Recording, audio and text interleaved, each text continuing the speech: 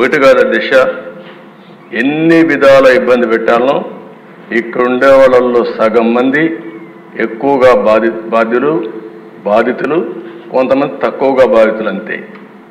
మానసికంగా కొంతమందిని దెబ్బతీశారు, ఆర్థికంగా కొంతమంది దెబ్బతీశారు, కొంతమందిని శారీరకంగా.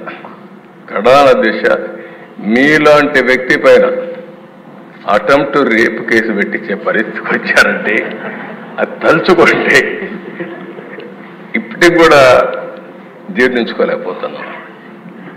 కానీ బాధ ఉంది, ఆవేశం ఉంది. ఇంకొకసారి చూస్తే మా మెంబర్స్ కూడా చాలా హిస్టరిక్గా కూడా ఉన్నారు.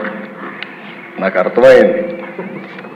ఇప్పుడు మా తాడిపత్రి ఉన్నాడు, అశ్విన్ ఉన్నాడు. అశ్విన్ జైలుకు పోయి వచ్చాడు. ఇక్కడే అచ్చెన్నాయుడు ఉన్నాడు, జైలుకు పోయి వచ్చాడు.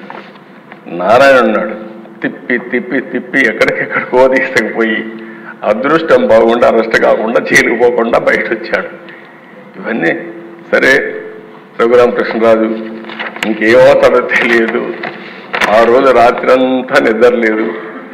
ఆయన కాపాడుకోవడానికి ఎన్ని విధాల ప్రయత్నం చేశామంటే దిశ, ఆ రాత్రంతా నెక్స్ట్ డే భగవంతుడు మంచి చూపు చూశాడు కాబట్టి బయట వచ్చాడు. కానీ ఈ దుర్మార్గులు ఇష్టానుసారంగా ప్రవర్తించే పరిస్థితికి వచ్చారు. మనం ఇబ్బందులు పడ్డాం. అర్థం లేనటువంటి పన్నులు వేయడం, ఇష్టానుసారంగా బిహేవ్ చేయడం, ఉపాధి లేదు, ఉద్యోగం లేదు, బాధపడని వర్గం లేదు, జీవన ప్రమాణాలు దారుణంగా పడిపోయినాయి. అంతటా అభద్రత, అశాంతి,